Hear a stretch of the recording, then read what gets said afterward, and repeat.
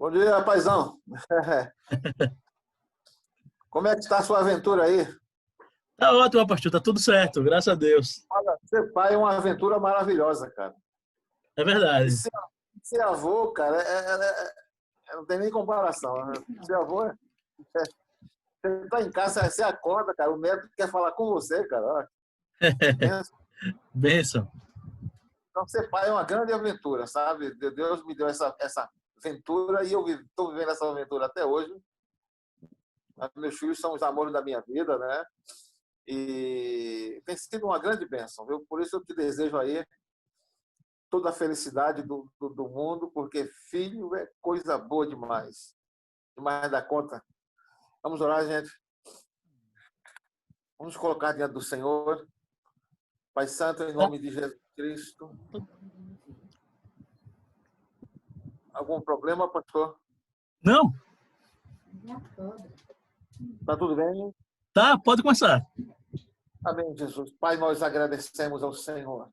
Obrigado por este dia, Pai, porque é o dia que o Senhor nos está dando para viver. Um dia que o Senhor preparou exclusivamente para nós.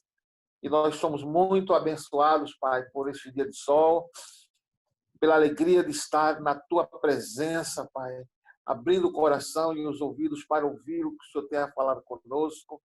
Obrigado, Pai, por estes heróis, estes guerreiros que estão nas suas casas agora, ligadas na escola bíblica. Abençoa o Teu povo, Pai, que nós possamos aprender e conservar o nosso aprendizado no nosso coração, Pai, porque a Tua palavra é espírito e vida. Eu rogo a Ti que abençoe muito o pastor Tiago, para que com toda a sabedoria que ele tem sido peculiar, que tu tens dado a ele possa trazer, ó Deus, o Teu ensino com muita graça do Senhor. Pai, eu te agradeço, ó meu Deus, muito obrigado, em nome de Jesus Cristo. Amém. Amém. Aleluia. Então, pessoal, vamos, sem mais delongas, ao texto, né? Como sempre, a gente vai ler primeiro o capítulo 10, aí depois nós vamos comentar o capítulo 10 e depois a gente passa para o 11, ok? Deixa eu compartilhar aqui a tela.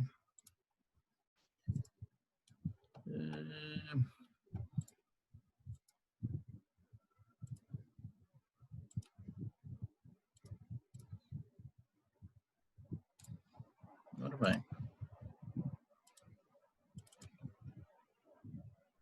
Todo mundo vê aí? A tela? Boa, vamos lá. Apocalipse 10:1. E vi outro anjo forte que descia do céu vestido de uma nuvem, e por cima da sua cabeça estava o arco celeste, e o seu rosto era como o sol, e os seus pés como colunas de fogo. E tinha na sua mão um livrinho aberto, e pôs o seu pé direito sobre o mar e o esquerdo sobre a terra. E clamou com grande voz, como quando ruge um leão, e havendo clamado, os 7 trovões emitiram as suas vozes. E quando os 7 trovões acabaram de emitir as suas vozes, eu ia escrever, mas ouvi uma voz do céu que me dizia: sela o que os 7 trovões emitiram e não o escrevas. E o anjo que via estar sobre o mar e sobre a terra levantou a sua mão ao céu e jurou por aquele que vive para todo sempre, o qual criou o céu e o que nele há, e a terra e o que nela há, e o mar e o que nele há, que não haveria mais demora. Mas nos dias da voz do 7º anjo, quando tocar a sua trombeta, se cumprirá o segredo de Deus, como anunciou aos profetas, seus servos. E a voz que eu do céu tinha ouvido, tornou a falar comigo e disse: vai e toma o livrinho aberto da mão do anjo que está em pé sobre o mar e sobre a terra. E fui ao anjo, dizendo-lhe: dá-me o livrinho. E ele disse-me: toma-o e come-o. E ele fará amargo o teu ventre, mas na tua boca será doce como mel. E tomei o livrinho da mão do anjo e comi-o, e na minha boca era doce como mel, e, havendo-o comido, o meu ventre ficou amargo. E ele disse-me: importa que profetizes outra vez a muitos povos e nações e línguas e reis. Amém? Então, pessoal, são poucos versículos, né? Foram 11 versículos. E agora vamos para os slides, para a gente trabalhar esse capítulo.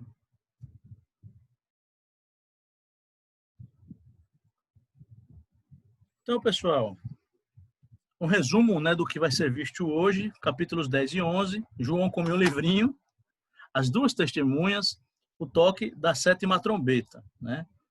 Então, capítulo 10, a gente tem a visão desse anjo forte que desce do céu, e ele traz na mão esse pequeno livro, né? Esse anjo, ele para quando ele desce do céu e ele coloca um pé sobre o mar e um pé sobre a terra. O texto diz que João é instruído a comer o livrinho e ele come.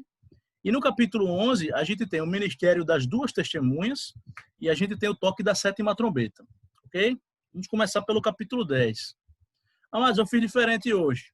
Ou melhor, eu pensei em fazer diferente, né? Em vez de trazer só alguns tópicos, a gente não perder nada. E para eu me guiar também, eu coloquei dessa forma que vocês estão vendo aí. A gente vai ver versículo por versículo, ok?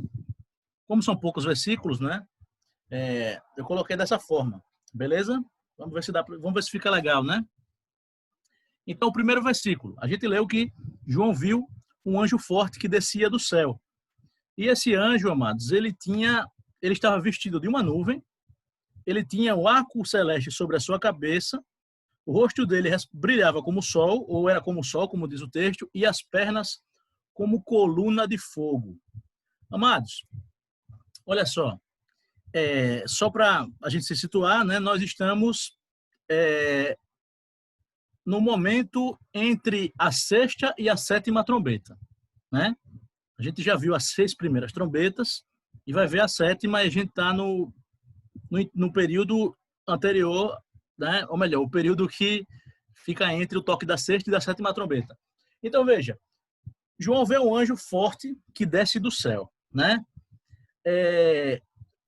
Tudo que ele veste tem um significado, né? Ele está vestido com uma nuvem e as suas pernas são como colunas de fogo. A nuvem e a coluna de fogo, amados, elas nos remetem ao Êxodo, a saída do povo de Israel do Egito e o caminho que eles fazem no deserto, porque a Bíblia diz que durante o dia o Senhor os guiava com uma nuvem e durante a noite as colunas de fogo, né, que serviam também para proteção, né, serviam para muitas coisas. E a presença de Deus no meio do povo, dentre outras coisas, ela estava na nuvem e nas colunas de fogo. Então a gente vê um anjo que está vestido com uma nuvem e cujas pernas são como coluna de fogo. E a Bíblia diz, amados, que ele tem na cabeça o arco celeste. O arco celeste é o arco-íris. A gente conhece o arco-íris do livro de Gênesis, né? A Bíblia diz que após o dilúvio, o Senhor fez uma aliança com a humanidade, né? Com os seres viventes da terra, dizendo que não destruiria a terra com dilúvio. Então, quando chovesse, o arco de Deus apareceria nas nuvens, simbolizando essa aliança, né? Então, ele tem essa simbologia da presença de Deus com o povo de Israel, simbolizada materializada, né, na nuvem e nas colunas de fogo. Ele tem na sua cabeça o arco celeste, que é um símbolo de aliança, e o texto diz que o rosto dele é como o sol. Isso é muito bacana, amados, porque Jesus, ele tem, em alguns momentos na Bíblia, essa característica, né? Durante a transfiguração de Jesus, a Bíblia diz que o rosto dele brilha como o sol, e no livro de Apocalipse, quando João tem a sua visão, no capítulo 1, e ele descreve Jesus, ele coloca, dentre outras coisas, a sua face resplandecente, né? Brilhando como o sol. Então, amados, algumas pessoas relacionam esse anjo com o próprio Jesus, mas o texto não diz que é Jesus, né? Ele diz que é um anjo forte, né? E a gente não pode confundir nunca Jesus com anjos, né? Anjo é mensageiro. Essa palavra grega, angelos, significa exatamente mensageiro. E a manifestação de Deus no Antigo Testamento, que era o anjo do Senhor, é diferente dos anjos que aparecem no Novo Testamento. Por mais poderosos e gloriosos que pareçam, né? Eu não consigo identificar esses anjos que são descritos, apesar da glória deles e de características poderosas, né? Identificá-los com Jesus. Mas o fato é que ele tem essa simbologia que é muito bacana, né? As colunas de fogo, a nuvem, o arco celeste na cabeça. E outra coisa, o arco celeste, ele também está diante do trono de Deus, né? Em Apocalipse fala Então, o arco aparece em Gênesis capítulo 9, mas ele também aparece no capítulo 4, quando João descreve a visão do trono de Deus e ao redor do trono está o arco celeste, né? O que mais? Então, esse é o primeiro versículo. Tem mais coisa. Vamos voltar para a tela. Olha só. Tem aqui as referências, né? Com relação à coluna de fogo e a nuvem no deserto, Êxodo 13, 21. O arco celeste, que também está ao redor do trono. A gente tem Apocalipse 4, 3 e a gente tem Gênesis 9, 17, né? Que é a aliança de Deus com Noé, sua descendência, ou com os seres viventes da terra, né? E o rosto, que é como o sol, a gente vê na transfiguração de Jesus, Mateus 17, 2, e a gente vê no Apocalipse, capítulo 1, versículo 16, né? Essa descrição de Jesus glorioso com o rosto que é como o sol. Então, amados, esse anjo forte, ele desce do céu, e o texto diz que ele traz um livrinho na mão, né? Versículo 2. O livro na mão do anjo é um pergaminho, né? Quando a gente fala em livro no Apocalipse, livro na época bíblica, a gente não deve imaginar um livro com capa, que a gente abre e sai folheando, né? O livro aí é um pergaminho. E aí, amados, é muito interessante o seguinte. O anjo tem na mão um livrinho. E aí a gente encontra no livro de Apocalipse 2 livros. São citados 2 livros. No capítulo 5, o livro selado, é um livro que o texto fala, né, que aquele que está sentado sobre o trono tem na sua mão um livro selado. E esse livro selado que o Cordeiro abre. O Cordeiro é o único digno de desatar os selos e abrir esse livro. Então, esse é o primeiro livro que é citado em Apocalipse. E o segundo livro é exatamente esse que a gente está vendo, do capítulo 10. O anjo traz na mão esse livro. E o livro está aberto. Tem essa diferença, né? O livro do capítulo 5, ele está selado. Ele é aberto pelo Cordeiro. E a cada selo que é aberto, a gente tem uma correspondência, né? Mas aqui tem um livro aberto que é trazido por esse anjo forte. E o que mais? Vamos lá. Olha que bacana. Os pés do anjo, um pé dele está sobre a terra e outro pé está sobre o mar. Me parece, mas uma sugestão de que esse anjo ele traz uma mensagem de alcance universal, né, sobre a terra e sobre o mar. O fato dele estar estacionado, né, quando ele desce do céu, na terra seca e nas águas, né? Aí, versículo 3 e versículo 4. O anjo clama como ruge um leão. É interessante, porque é mais uma referência que nos remete a Jesus, né? A voz de leão. O leão, amados, ele está associado a Jesus, e o leão é um animal que, na Bíblia, está associado à nobreza, está associado à força, né? E outra coisa que a gente leu no texto é que os 7 trovões falam. O anjo clama, mas o texto não diz, amados, o que é que o anjo diz. Qual é a natureza do clamor do anjo? Mas diz que ele faz um clamor e é como o rugido de um leão. E aí, após o clamor do anjo, os 7 trovões falam. E é interessante, amados, porque os trovões estão associados na Bíblia à voz do Senhor, né? A voz do Senhor é como a voz de muitas águas e a voz do Senhor é como o trovão. O som do trovão é um dos sons mais poderosos da natureza, né? No mundo natural, o som do trovão, de uma trovoada, é algo assustador. E isso tem uma correspondência com a voz de Deus. E aqui a gente vê os 7 trovões falando, né? O clamor do anjo é seguido por essa fala dos 7 trovões. Mas aí tem um detalhe. O texto diz que João iria registrar o que foi dito, mas uma voz dos céus, que ele não diz de quem é, mas é uma voz dos céus, talvez a voz do próprio Jesus, né? Diz para ele não escrever. Então, amados, em alguns momentos nesse capítulo, em alguns momentos no Apocalipse, a gente vê João seguindo instruções, né? E aí nós temos essa voz que ele ouve dos céus que o impede de escrever o que os trovões disseram. Então, há ali algo que foi revelado para João, mas que não era revelado para nós, né? Porque no decorrer do texto, ele não vai retomar esse aspecto, né? Essa passagem especificamente. Vamos voltar lá para o texto, né? Olha que legal. Então, a voz de Deus é associada aos trovões. isso é muito legal. Essa referência que eu trouxe aqui, João 12, 28, 29, é quando Deus fala com Jesus e isso é testemunhado pelas pessoas e as pessoas ouvem um trovão, né? E Jesus faz uma oração e Deus responde essa oração e as pessoas ouvem um trovão e dizem, olha, o que aconteceu isso? Esse trovão que a gente ouviu, né? Mas foi Deus falando com o seu filho. E tem essa referência, mas tem outras referências na Bíblia que associam a voz de Deus com a trovoada, né? Ou com o som do trovão. Aí, seguindo adiante, cadê?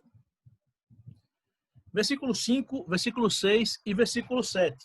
O anjo faz um juramento. Olha só, o juramento do anjo com a mão direita levantada para o céu, semelhante a Daniel 12, 7. Mas é muito interessante isso. O pastor Hugo vem falando sobre isso, né? Que alguns profetas do Antigo Testamento, mais do que outros, eles trazem uma mensagem e uma simbologia que tem muita semelhança com o Apocalipse. Então, a gente conhecendo esses profetas, o seu texto, entendendo as suas simbologias, ou conhecendo a sua simbologia, a gente tem uma visão mais ampla do Apocalipse, né? E aqui no capítulo 10, a gente vê que esse anjo forte, ele faz um juramento com a mão levantada para o céu, e ele jura pelo Senhor que vive pelos séculos dos séculos. No livro de Apocalipse, no livro de Daniel, capítulo 12, versículo 7, aparece um personagem que também é um anjo, né? E ele faz um juramento com a mão levantada. Ele usa outras palavras, mas a mensagem é a mesma. Ele está jurando pelo Senhor que vive pelos séculos dos séculos. E o capítulo 12 do livro de Daniel, que é o último capítulo do livro de Daniel, ele é muito importante porque ele fala diretamente sobre a ressurreição dos mortos. É um texto, amados, que traz uma promessa de ressurreição. Isso tem tudo a ver com isso que a gente está vendo. Isso tem tudo a ver com o contexto da mensagem do capítulo 10 e do capítulo 11. Deixa eu passar aqui a palavra para o pastor Hugo. Diga, pastor, estamos ouvindo.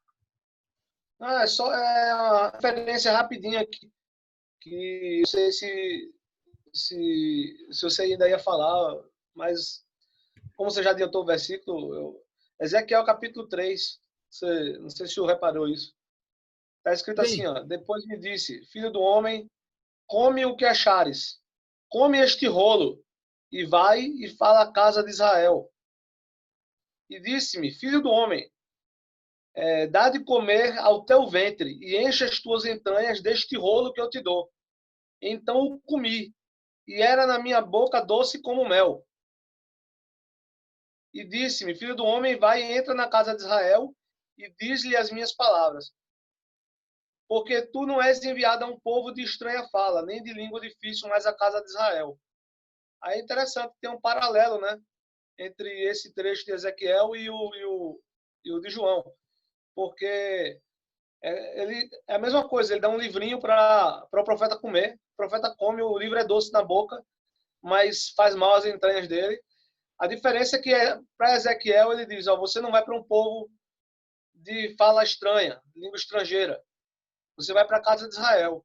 Já em Apocalipse, ele diz para João, é necessário que você profetize, né, a muitas nações, povos e tal. É só isso. Isso, muito bom. Muito bom. Inclusive, eu não trouxe essa referência de Ezequiel.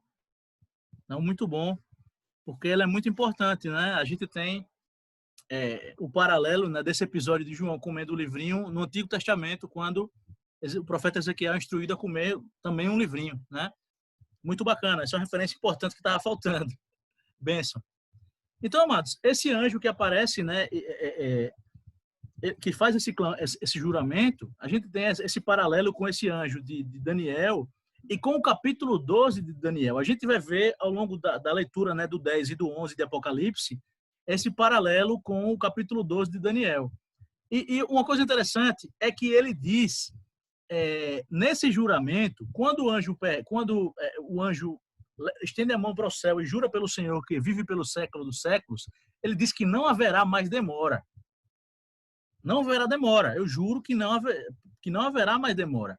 E em Daniel, quando é feito esse juramento, ele diz que vai durar 3 tempos e meio, né? 1 tempo e 2 tempos e meio. E aquele contexto da fala de Daniel, além do capítulo falar sobre ressurreição e também nos remeter a esse momento de Apocalipse, mas ele também tinha um momento que se referia à profecia do momento que eles estavam vivendo. Né? Daniel está exilado, né? O povo de Israel iria passar por perseguições muito cruéis, iria enfrentar os reis seleucidas, né? Então, as profecias de Daniel têm muito a ver com essa ascensão do Império Greco-Macedônico e tem a ver com esse personagem que vai se levantar, que é Antíoco IV, que ele é como se fosse um tipo de anticristo. Pré-avant la lettre, né? Como diz o meu professor de história do Brasil. O Antíoco IV foi um ser desprezível que fez oposição direta a Deus. Né? E isso está contido nas profecias de Daniel. Então, a gente tem esse contexto de profecias relacionadas aos acontecimentos históricos daquele momento e a gente tem essa mensagem que remete também à culminância dos tempos, né, por assim dizer. Então, a gente vai voltar para Daniel capítulo 12, né, mas para começo de conversa, né, a gente tem essa semelhança. E aí, voltando para os slides, olha que legal. Então, só para ler o que eu tinha escrito aqui, ele fala sobre o mistério de Deus que vai ser revelado. Né? No capítulo 10 de Apocalipse, nesses versículos, quando o anjo faz esse juramento com a mão levantada para o céu, ele diz, não vai demorar para que o mistério de Deus seja revelado aos seus servos e se cumpra aquilo que foi prometido a eles. Né? E outra coisa interessante, no capítulo 12 de Daniel, a gente também encontra o livro selado. Não necessariamente um livro selado, mas o anjo disse para Daniel selar as palavras do livro. Né? E aqui a gente tem a voz do trovão e a mensagem da voz do céu que diz que aquelas palavras devem ser seladas, não devem ser reveladas. Né? Então é mais uma semelhança. Nem tudo, amados, que aparece a gente consegue, óbvio, né? A gente entende plenamente, algumas coisas a gente não entende nada, eu pessoalmente, né? Mas é importante a gente citar, porque tudo traz referências e tudo tem um significado. Mesmo que a gente não entenda agora, mas há um significado em cada um desses acontecimentos, né? E aí, o finalzinho do capítulo 10, né? Versículos 8 a 11, é interessante porque é o seguinte, a voz do céu pede para João para João comer aquele livrinho que está na mão do anjo forte. E aí, é muito bacana, amados, porque ele deixa de ser apenas um narrador, observador, para tomar parte nas ações. Quando o anjo diz, quando a voz diz, pegue o livro da mão do anjo e coma, ele recebe orientação e ele cumpre, ele está comendo o livro que faz parte daquele acontecimento e ele recebe uma orientação ou uma palavra. Quando o anjo diz, como o pastor Hugo citou, olha, coma, né? Ele vai ser doce na sua boca, doce como mel, mas vai amargar no seu estômago. E importa que você profetize a muitas nações, a muitos povos e a muitas línguas, né? Então a gente viu isso em Ezequiel, quando ele comeu o livro, mas ele recebeu a orientação de Deus de pregar para o povo de Israel, né? E aqui João é comissionado como profeta para as nações. E também come esse livrinho. Interessante, amados, o fato dele ser doce e ser amargo, parece sugerir, o texto não explica, não é? Ele só fala que ele é doce na boca e amargo no estômago, mas ele não diz por quê.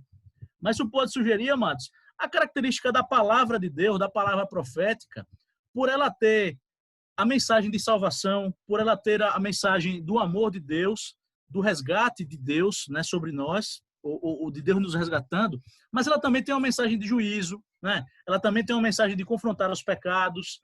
Então, a mensagem de Deus é doce, mas ela também pode ser muito amarga. Então, João, como aquele que vai levar essa mensagem, ele tem esses dois sentidos, né? E o pastor colocou aqui, parece eu quando eu bebo leite, bacana. Então, essa característica, né, da palavra, talvez, do livro na boca do nosso emissário, né, de João, ela pode ter pode fazer referência a isso. O pastor Hugo colocou aqui, né, a doçura dos lábios aumentará o ensino, né? Então, esse é o capítulo 10, ok? Vamos agora para o capítulo 11, que tem mais coisa, né? A gente vai gastar mais tempo, não só porque tem mais versículos, mas tem bastante coisa, e eu acho que é um capítulo muito importante. Eu espero que eu consiga, Matos, trazer, né, direitinho a mensagem mais importante do capítulo. Ontem eu falei com o pastor Hugo, né, algumas vezes durante o dia, ele ligou para mim, a gente conversou, ele meio que me passou o bizu, né? Vamos ver se eu fui um bom aluno. Vamos compartilhar de novo a tela. Olha que legal. Diga, pastor, pode falar, meu irmão. Ia só comentar uma coisa aqui, que aqui no versículo 7, né? Ele fala, mas nos dias da voz do sétimo anjo, quando tocar a sua trombeta, se cumprirá o segredo de Deus. Tem tradução que diz mistério, né? Isso. Aí eu me lembrei do que Paulo fala em Efésios, capítulo 1, versículo 9, descobrindo-nos o mistério da sua vontade, segundo o seu beneplácito que propuseram em si mesmo, né, de tornar a congregar em Cristo todas as coisas na dispensação da plenitude dos tempos, tanto as que estão nos céus, estão na terra, né? Então, se esse aqui, né, esse mistério que há de se cumprir, Jesus tornar a congregar todas as coisas em si mesmo, né? Perfeito, exatamente. A gente vai chegar nesse ponto aí, mas é muito importante você ter trazido de novo esse versículo, porque eu passei direto, porque ele fala, né, a voz do sétimo anjo. Então, além dessa questão do mistério de Deus que há de ser revelado e sem demora, ele também traz o tempo em que isso vai acontecer, que é no toque da sétima trombeta, que é o que a gente vai ver agora no capítulo 11. Então, é muito importante esse detalhe. Isso não podia passar. Então, ainda bem que o pastor Hugo trouxe isso, né? Porque o anjo forte, quando ele faz esse juramento, quando ele diz que não vai demorar, ele diz, olha, na voz do sétimo anjo, né? No caso, no toque da sétima trombeta, o mistério de Deus há de ser revelado, né? E a gente tem essa referência do texto de Efésios, e a gente vai ver aqui no capítulo 11 alguns outros textos indicando isso aí. Muito bom. Então, pessoal, voltando para a tela e pegando aqui o capítulo 11, vamos pegar os primeiros versículos, né? Versículo 1 e 2. A gente vê... Desculpa, vamos ler primeiro, né? A gente só leu o 10. Vamos ler o capítulo 11.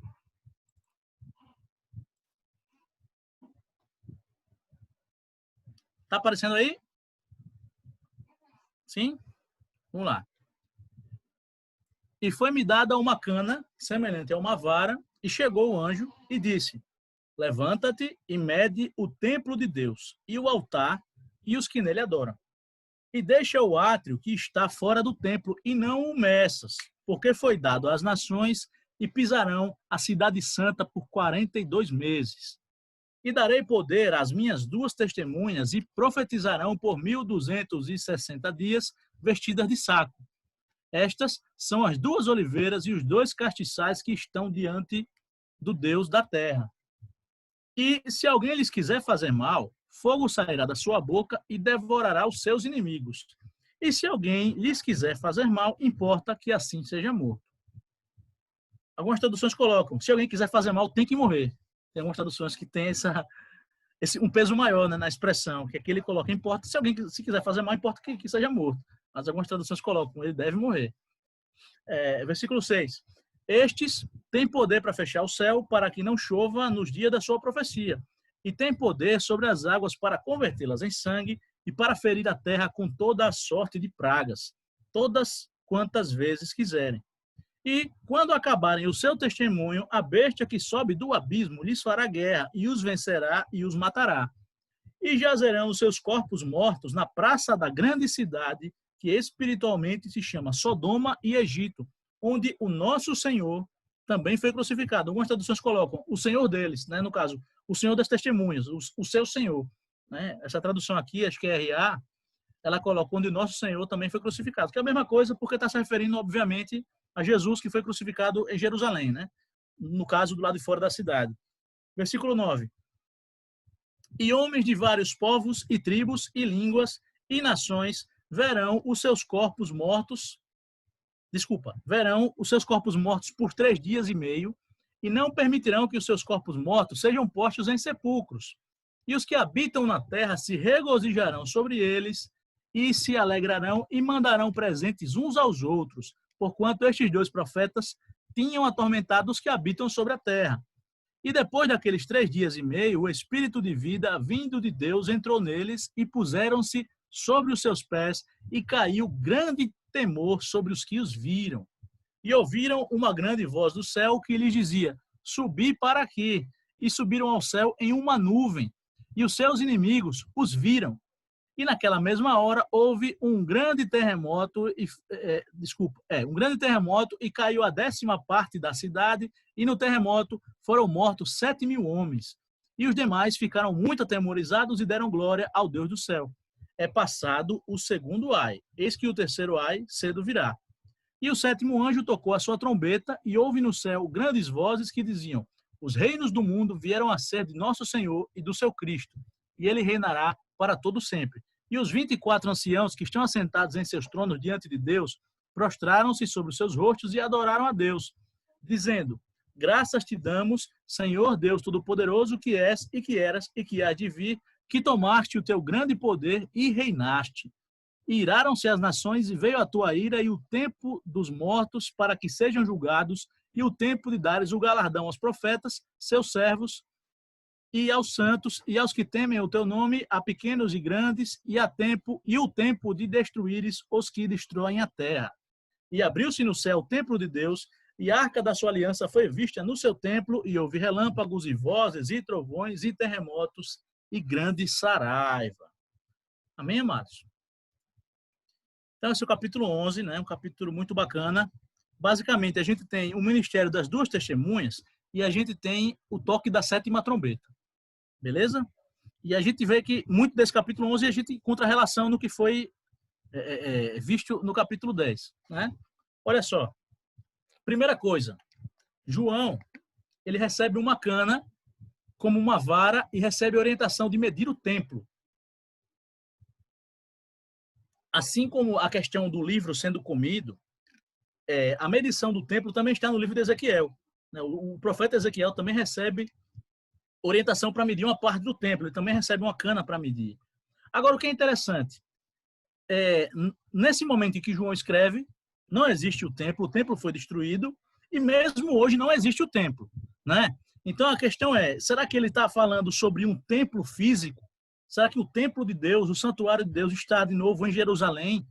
E a orientação do profeta para medir esse templo, né?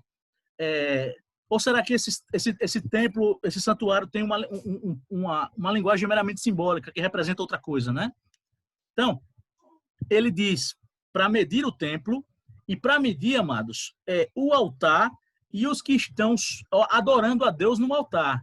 Mas o átrio exterior deve ser deixado de fora. Quando ele medir o templo, ele não deve medir o átrio exterior, nem aqueles que estão no átrio, porque o texto diz que o átrio exterior será dos gentios, ele foi dado aos gentios, e que os gentios pisarão a cidade santa por 1.260 dias, ou seja, 42 meses, 3 anos e meio. Então essa medida, amados, 3 anos e meio, ela aparece bastante no livro de Apocalipse, assim como também aparece bastante no livro de Daniel, né? 3 anos e meio é a metade de 7. A gente tem também esse número 7 aparecendo em muitos momentos, e o número 7 na Bíblia, amados, ele se refere a um tempo completo, mas ele se refere sobretudo a Deus. Né? O 7 indica a perfeição de Deus. Isso não está escrito, né? E a gente pega a referência, a gente tem essa informação pelas muitas vezes que aparece o número 7 e o que ele significa nessas aparições, né? Nesse momento em que ele é demonstrado. Então, os 3 tempos e meio, né? Metade de 7, então os 3 dias e meio, eles indicam um processo que está pela metade, né? A metade de um ciclo, ou aquilo que... Por exemplo, o 7 é número de Deus, então 6 é número de homem. Né? Então tem esses significados, né, nos números. Enfim, mas voltando para a questão do templo, eu lendo 2 Bíblias de estudo, essas 2 Bíblias, elas apresentavam a seguinte versão: o santuário representa a igreja, o santuário representa os cristãos, porque não existe mais templo.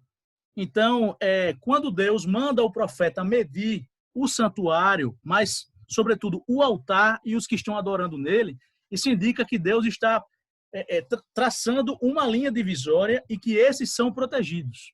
Esses que estão sendo medidos, eles são de Deus. Eles estão protegidos porque estão na igreja, né, no corpo místico de Cristo, né, por assim dizer, estão adorando a Deus. Então, o que está fora vai receber o juízo, o que está fora vai ser afetado pelos acontecimentos, né? Então, isso é uma das interpretações. E eles pegam como referência, dentre outros textos, quando Pedro fala, né, que coloca a igreja como templo de Deus, né? E aí, amados, a gente tem também a possibilidade de ser o templo que vai ser reconstruído em Jerusalém, né? Eu estava conversando ontem com o pastor Hugo e ele estava falando que existe, amados, existem grupos, isso não é segredo, né? É informação pública, que tem o projeto de construção do templo em Jerusalém, naquela região lá do monte, né? Do antigo Monte Moriá. E há todo um projeto, há todo um financiamento. Não se sabe se vai dar em alguma coisa, mas que existe, existe, né?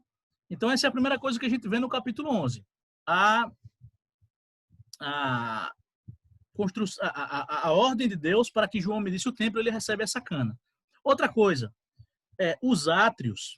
A Bíblia diz, olha, não meça os átrios exteriores, porque eles foram dados aos gentios. No templo original, tanto no primeiro quanto no segundo, existia o lugar santíssimo, né, onde ficava a Arca da Aliança, onde apenas o sumo sacerdote poderia adentrar uma vez por ano. Existia o lugar santo, que era o lugar onde os sacerdotes realizavam os ofícios sagrados. E havia os átrios. Os átrios também eram acessíveis ao povo judeu.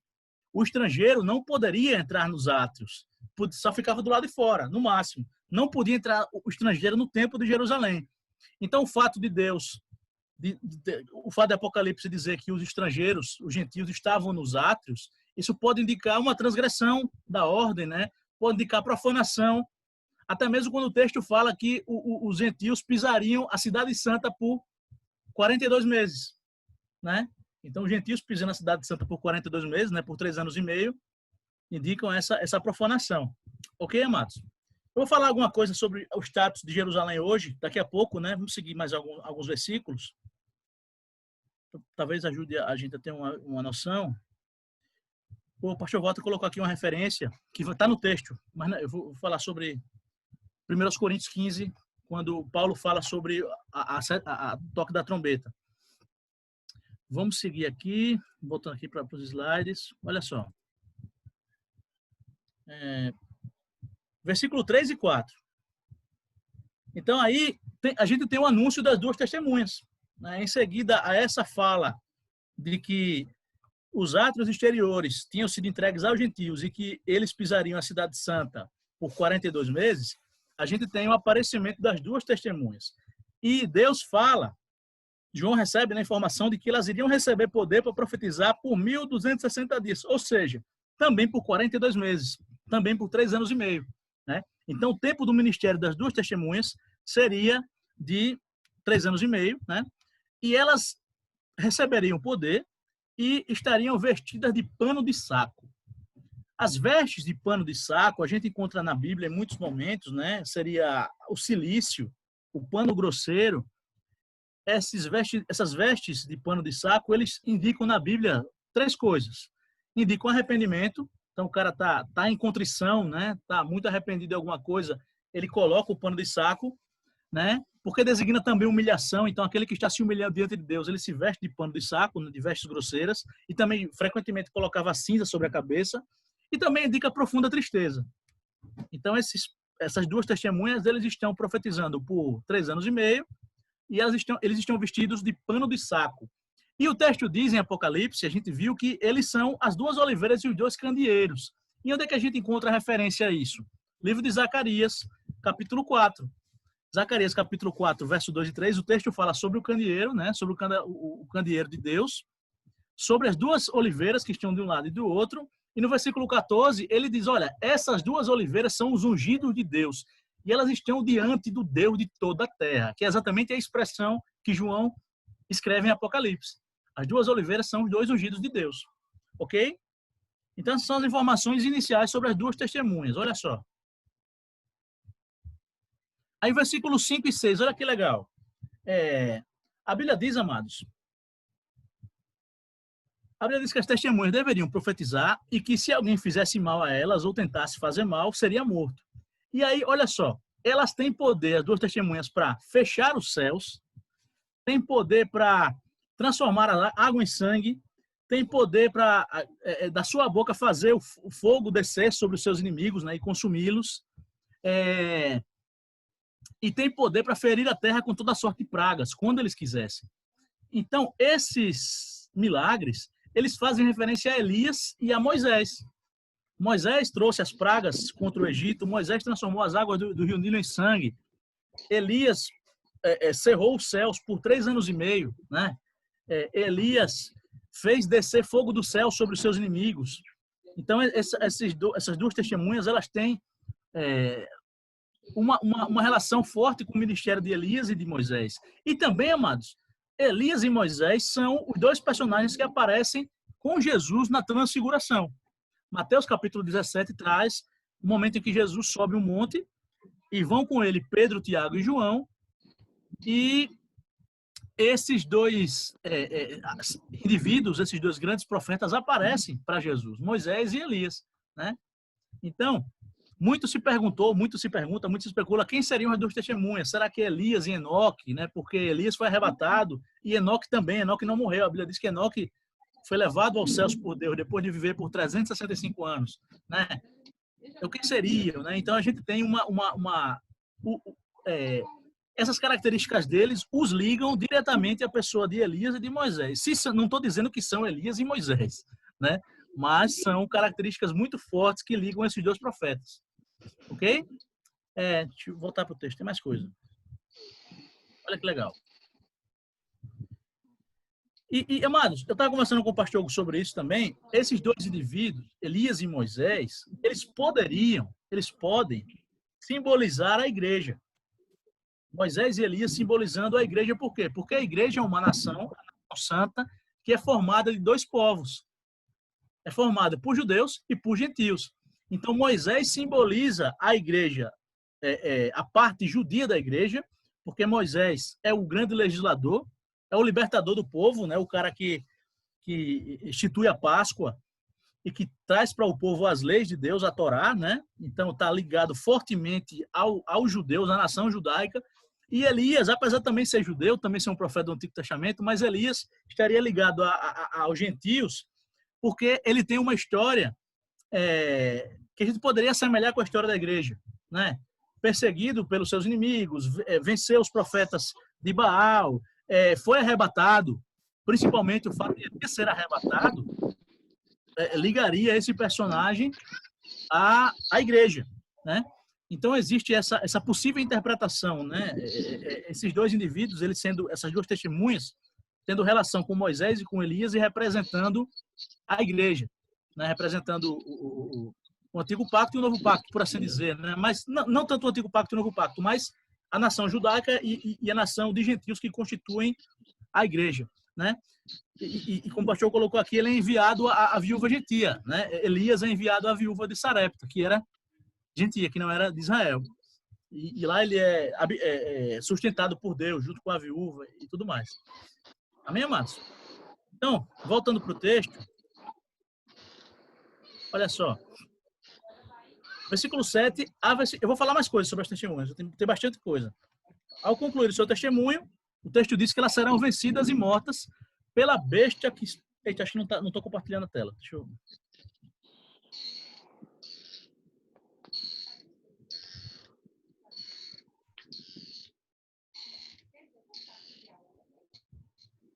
Agora vai.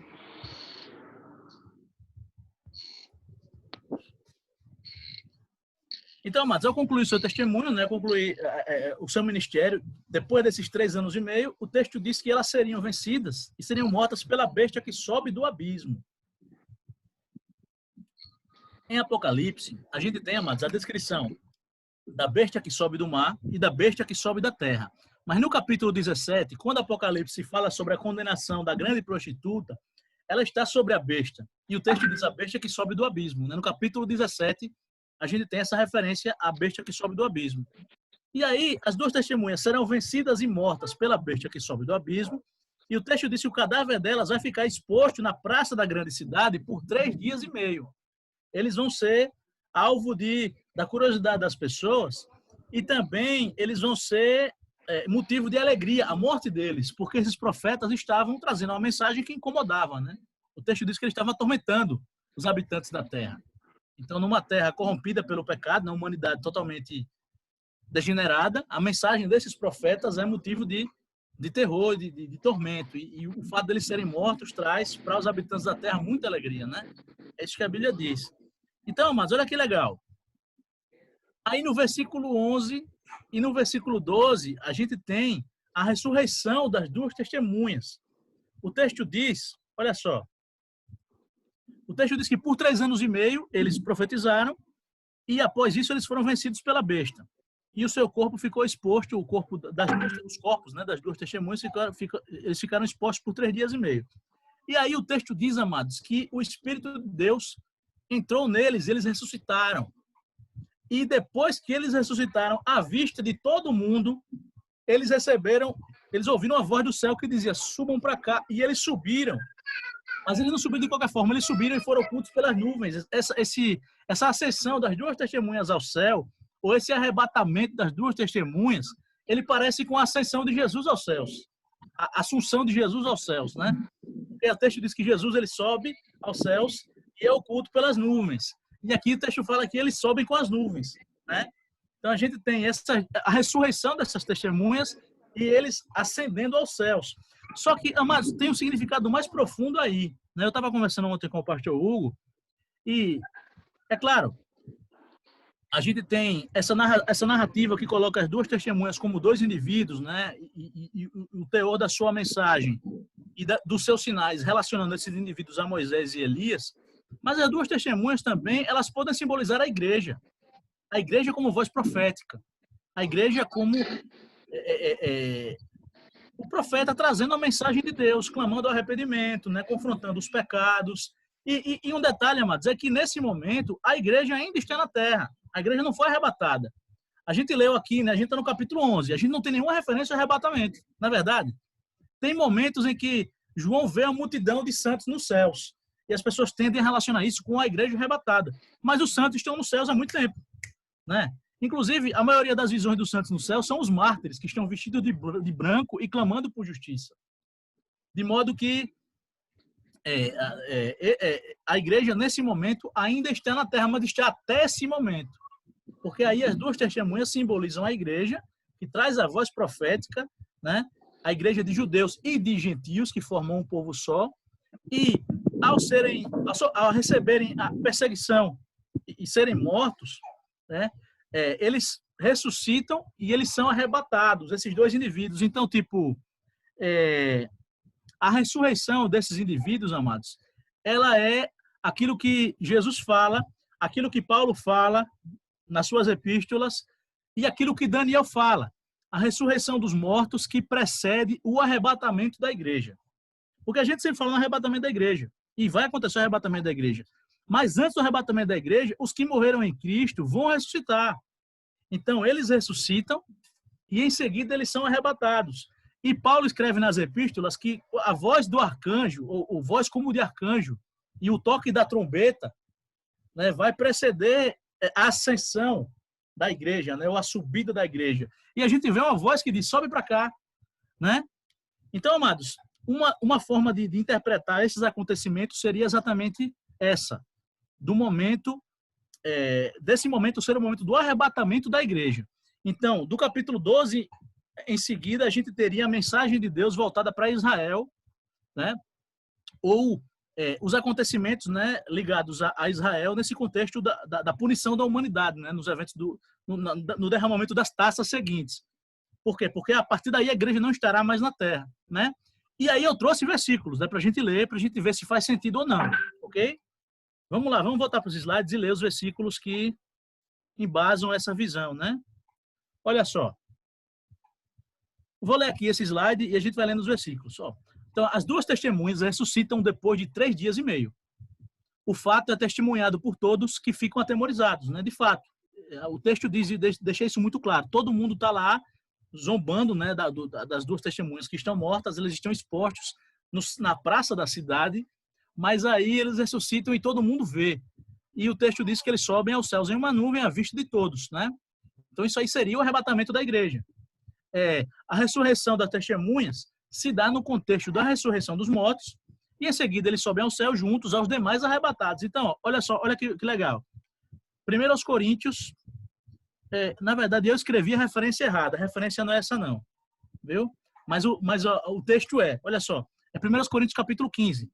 Num momento, num abrir e fechar de olhos, ante a última trombeta, porque a trombeta soará e os mortos ressuscitarão incorruptíveis e nós seremos transformados. Acho que esse é o versículo que o pastor Walter escreveu, né? Olha que legal, amados. Ante a última trombeta. Em que momento nós estamos na narrativa do Apocalipse? Exatamente antes do toque da última trombeta, né? Então, a trombeta vai soar, né? Os mortos vão ressuscitar. Quem são os mortos? São os crentes que estão mortos há séculos, ou nesse momento aí há dias, ou há meses, ou há anos. Mas a igreja que está dormindo e esperando em Cristo. Então, eles irão ressuscitar e nós, os que estivermos vivos, seremos transformados. Ok, amados? 1 Coríntios capítulo 15, depois eu trago o versículo. Seguindo adiante. Tem mais textos. 1 Tessalonicenses capítulo 4, do 15 ao 17. Paulo escreve: Dizemos-vos, pois, isto pela palavra do Senhor, que nós, os que ficarmos vivos, para a vinda do Senhor, não precederemos os que dormem. Ou seja, a gente não vai antes dos que dormem, pelo contrário, porque o mesmo Senhor descerá do céu com alarido e com voz de arcanjo e com trombeta de Deus, mais uma vez a referência à trombeta, e os que morreram em Cristo ressuscitarão primeiro. Depois nós, os que ficarmos vivos, seremos arrebatados juntamente com ele nas nuvens a encontrar o Senhor nos ares, e assim estaremos sempre com o Senhor. Então, mas esse texto aqui ele é claro, né? Os que morreram em Cristo vão ressuscitar primeiro, depois que estiverem vivos vão ser arrebatados, e junto com eles quem? Com os que ressuscitarem, vão ao encontro do Senhor nos ares, né? Aí o outro texto, Jesus falando, o capítulo 5 do Evangelho de João. Não vos maravilheis disto, porque vem a hora em que todos os que estão nos sepulcros ouvirão a sua voz, e os que fizeram o bem sairão para a ressurreição da vida, e os que fizeram o mal para a ressurreição da condenação. João 5, do 28 ao 29. E Daniel, capítulo 12, né, que eu já tinha citado anteriormente, e muitos dos que dormem no pó da terra ressuscitarão, uns para a vida eterna e outros para a vergonha e desprezo eterno. Então, esses dois versículos aqui finais, né, João 5 e Daniel 12, eles dizem a mesma coisa, o que também está dito nos textos de Paulo, mas Paulo traz alguns detalhes a mais, né?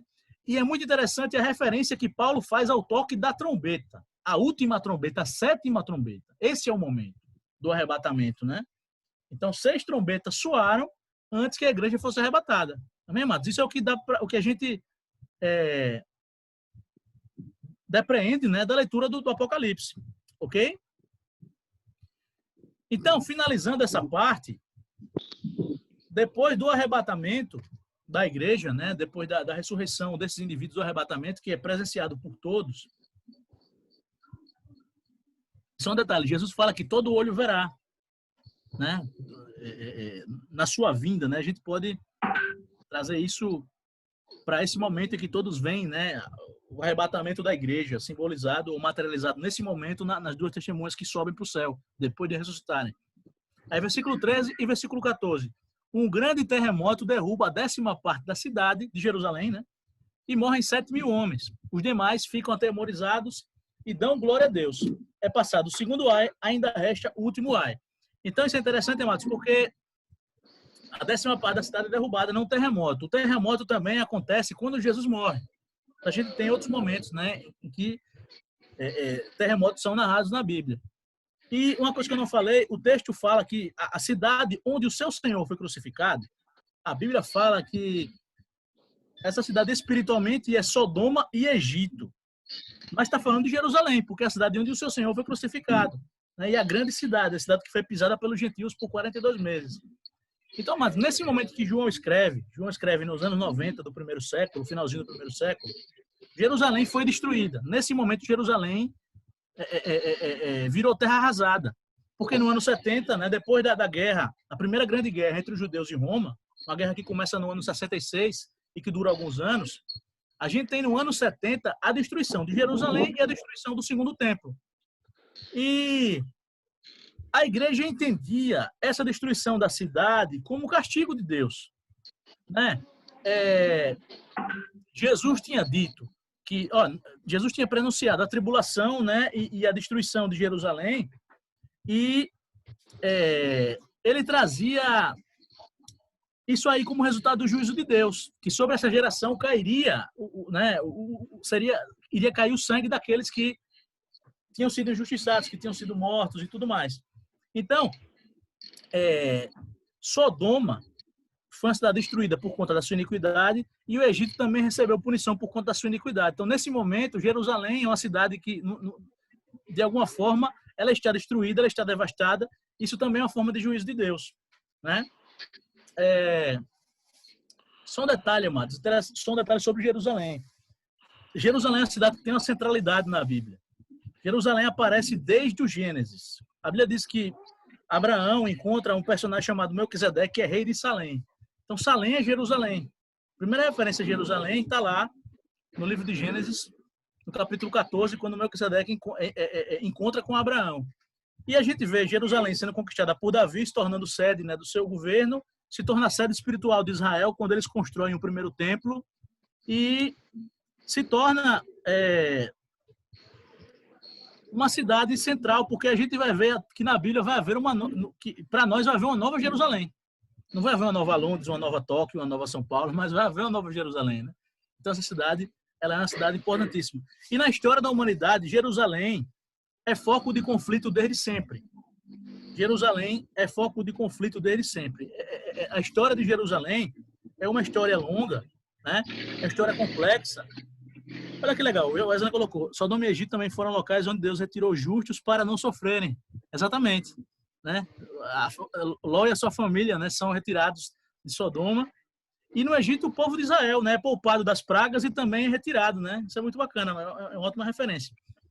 Então, Jerusalém, amados, é uma cidade que hoje em dia ela é um lugar sagrado para as três principais religiões monoteístas do mundo, né? Ela é foco de disputa e a gente não sabe o que vai acontecer com Jerusalém daqui a 10 anos, daqui a 15 anos, daqui a 20 anos, né? Porque hoje em dia, qual é o status de Jerusalém? Jerusalém, ela é controlada por Israel, mas esse controle não é reconhecido pelas nações, não é reconhecido pelo mundo. Por que não é reconhecido pelo mundo? Porque não gostam de Israel? Talvez, mas existe uma explicação também para isso, né? Jerusalém, amados, como eu falei, uma cidade santa para judeus, cristãos e muçulmanos, para muçulmanos também, querendo ou não, a mesquita do Domo da Rocha é o segundo lugar mais importante para os muçulmanos. E em Jerusalém existem duas mesquitas que estão entre as três mais importantes para os muçulmanos, né? Então o que acontece? Quando Israel foi expulso da sua terra pelos romanos, no ano 132, os romanos transformaram Jerusalém numa cidade pagã. Transformaram o nome dela, mudaram para Hélia Capitolina e pegaram a Judéia e transformaram em Palestina. Então, essa região foi habitada. Essa região não ficou deserta. Quando os judeus voltam para a sua terra, voltam para Israel, no finalzinho do século XIX, existem milhões de árabes que estão lá há séculos. Entendem, amados? Então, a lógica do sionismo era dizer que um povo sem terra para uma terra sem povo. Mas isso não é verdade, porque existia um povo lá, né? Então, o que acontece? Essa região, ela era controlada no início do século XX. No século XX, não.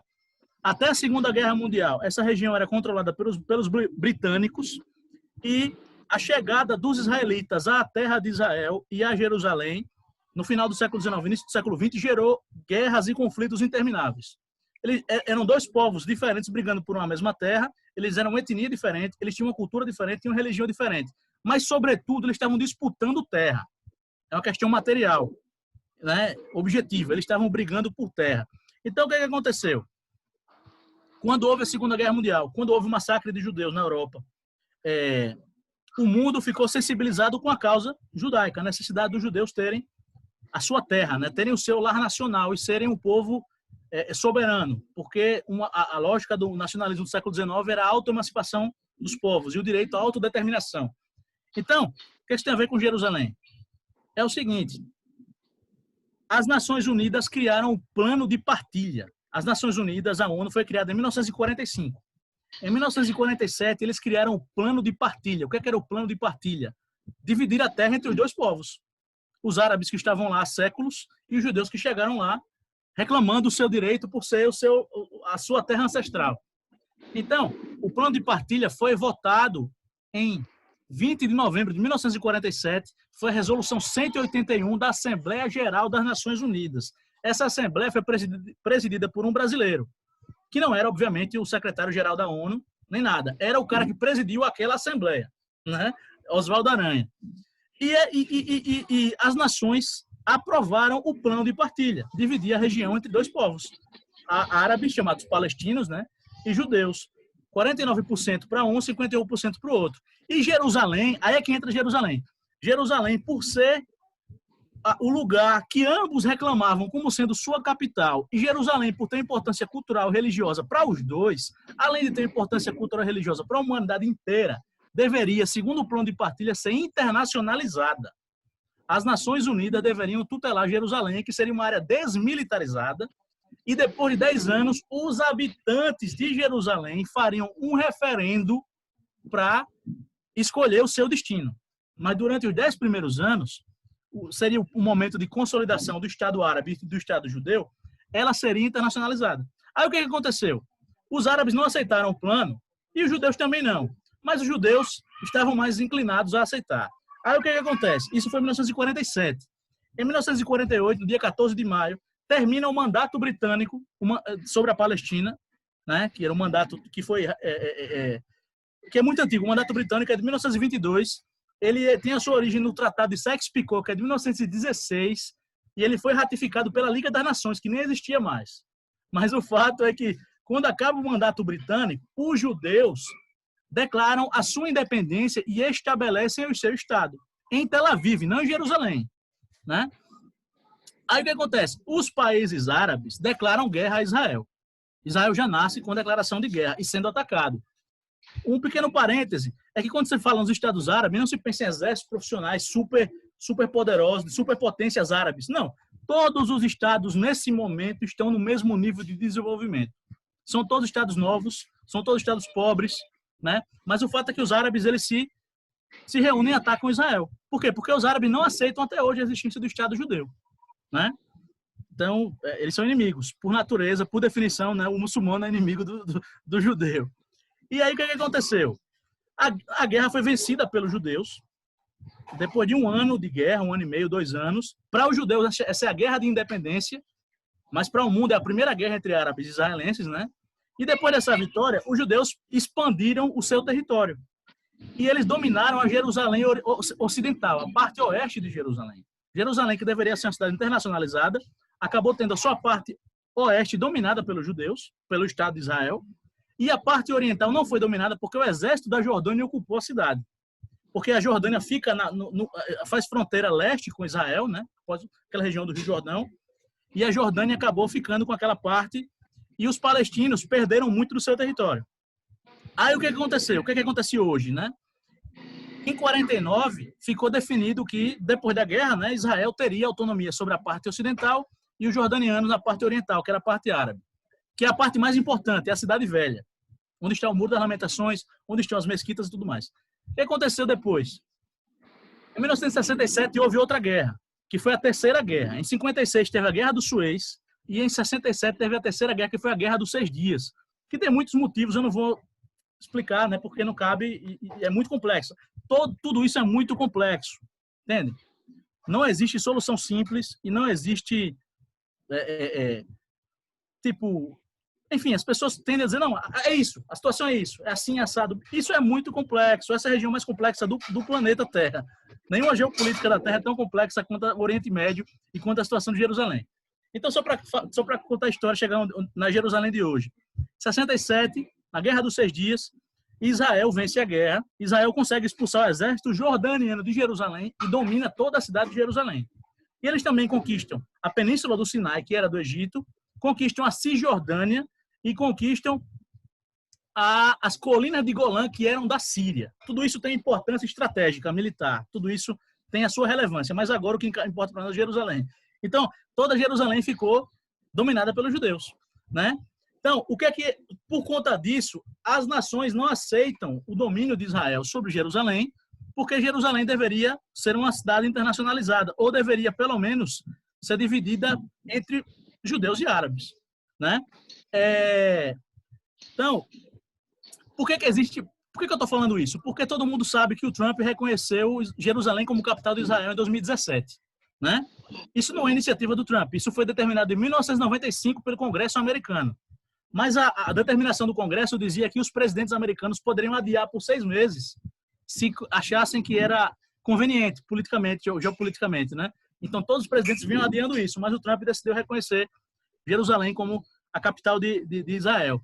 E o que acontece? Existe, amados, o povo árabe, né? E mais do que isso, mais do que o povo árabe, a questão é, a Jerusalém oriental, ela é de maioria muçulmana. É aí que eu queria chegar, entende? A Jerusalém oriental, a cidade velha, ela é de maioria muçulmana e ela é dividida em 4 bairros. Um bairro judeu, um bairro cristão, um bairro armênio e um bairro árabe. E é nesse bairro árabe que estão as 2 mesquitas e elas fazem fronteira com o Muro das Lamentações, que é a divisória com o bairro judeu. Entende? Então, assim, hoje a cidade é controlada por Israel, né? Hoje,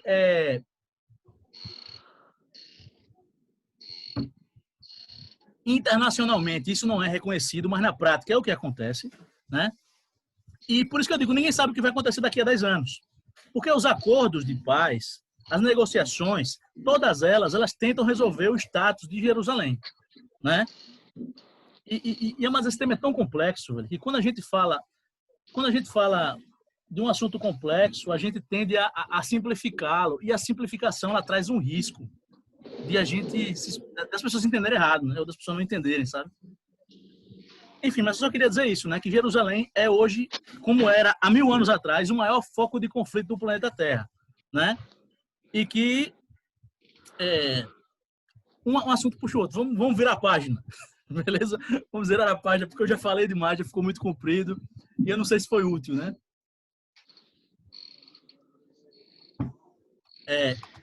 Finalizando o capítulo, olha só. A gente viu que o terremoto que acontece em Jerusalém, que derruba a 10ª parte de Jerusalém, né? Ele mata 7.000 homens. E aí, amados, os homens ficam aterrorizados e dão glória a Deus, né? Vai passar do 2º ai, e resta ainda o último ai. É uma voz que se ouve. Esse presságio, né, de mau agouro, essa árvore de mau agouro que está rondando aí essas visões de João no livro de Apocalipse. Versículo 15. Então, amados, o cenário deixa de ser a terra, o finalzinho do capítulo, né? O cenário deixa de ser a terra e passa a ser o céu. João passa a descrever acontecimentos no céu, né? E aí nós temos no versículo 15 o toque da 7ª trombeta. Olha só, vozes no céu anunciam que o Senhor passa a reinar eternamente. Então, acabou o tempo da tolerância para com os existentes e Deus exercerá pela força o seu direito de reinar. Então, quando é tocada a 7ª trombeta, né, a gente ouve essa mensagem, que os reinos da terra passaram a ser do Senhor e do seu Cristo. Então, amados, Deus sempre foi rei dos reis, Senhor dos senhores, mas a partir desse momento, a partir da 7ª trombeta, a ideia é que, enquanto a gente tinha as pessoas resistindo a Deus, a partir da 7ª trombeta a gente vai ter Deus exercendo de fato o seu direito de reinar. Então aí Deus vai agir com rigor sobre a terra. É por isso, amados, que as 7 pragas que vão ser liberadas com o derramamento das 7 últimas taças, elas têm um impacto global. Elas não são como as trombetas que danificavam 1/3, né? Ou não são como a abertura dos selos. A gente vai ter aí uma diferença qualitativa, né, por assim dizer, no dano à terra que vai acontecer, né? Versículo 16 a 18, a gente tem a adoração dos 24 anciãos, né? Eles cantam um hino de adoração a Deus, e eles falam exatamente isso, que Deus ele toma o seu poder e para reinar, né? E eles também falam, mas é interessante porque esse cântico dos 24 anciãos, diz que as nações estão iradas. Isso lembra o Salmo número 2. O Salmo número 2 diz que as nações estão iradas contra Deus e tentam resistir ao Senhor e ao seu ungido. Né? Inutilmente, óbvio, né? E também o Cântico dos Anciãos diz que Deus vai trazer juízo sobre os mortos, vai julgar, né? E vai trazer punição aos que destroem a terra e vai trazer galardão aos seus servos. Ok? Então, esse cântico que está contido nessa adoração dos 24 anciãos, ele segue, né? Ele acontece depois do toque da última trombeta. E aí o finalzinho do versículo do capítulo é bacana, porque o texto diz que é visto no céu o templo de Deus. É uma visão que é tida no céu e é vista a Arca da Aliança, mas é muito legal isso, porque é o seguinte, a Arca da Aliança não era acessível. A Arca da Aliança ninguém via. Mas quando essa visão aparece nos céus, está descortinada a todos, né, a Arca da Aliança, né? E essa visão traz também relâmpagos, trovões, terremotos, saraiva e vozes. É interessante porque essas narrativas desses fenômenos meteorológicos, ou desses fenômenos naturais que acontecem em Apocalipse, que trazem relâmpagos, trovões, terremotos, elas também trazem vozes, né? Ok, amados? Então acaba o capítulo aqui, né? Essa parte do toque das trombetas anuncia, ou melhor, a sétima trombeta anuncia o que é que vai acontecer depois, né? O próximo capítulo vai começar com acho que é a mulher vestida de sol, né, com a lua debaixo de seus pés. E é muito interessante o capítulo 12. O pastor vai trazer o capítulo 12 na semana que vem e eu estou encerrando por aqui, ok? Então, pessoal, se alguém tiver alguma dúvida sobre a questão de Jerusalém, pode perguntar depois, né, porque pode ficar dúvida, pode ficar... Né, porque é uma questão muito polêmica e está na mídia também. Está na mídia, então a gente não sabe se o que é dito pela mídia é confiável, né? Então... Valeu, pessoal. Vou abrir para quem quiser perguntar alguma coisa, os pastores quiserem comentar alguma coisa, quiserem acrescentar alguma coisa, quiserem corrigir alguma coisa. Beleza?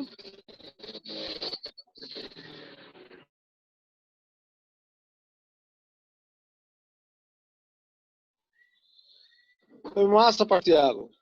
Muito boa aula, viu? Muito boa. Vamos orar, né? Senhor Deus Todo-Poderoso, muito obrigado, Pai, por essa manhã, muito obrigado pelo teu amor, pelo teu cuidado, pela tua presença. Que o Senhor nos dê, Pai, sabedoria, nos dê direção, Pai, nos dê inspiração, Pai, cada dia, que a gente possa aprender do Senhor, conhecer, Pai, tanto o livro do Apocalipse quanto toda a Escritura, e que a gente possa crescer no conhecimento do Senhor. Que o Senhor abençoe muito esse domingo, que seja um dia maravilhoso, que o Senhor abençoe muito o culto dessa noite, Pai, em nome de Jesus. Amém. Então, pessoal, valeu. Tamo junto. Até depois. Boa. Valeu, pastor. Valeu, vou fechar aqui. Falou.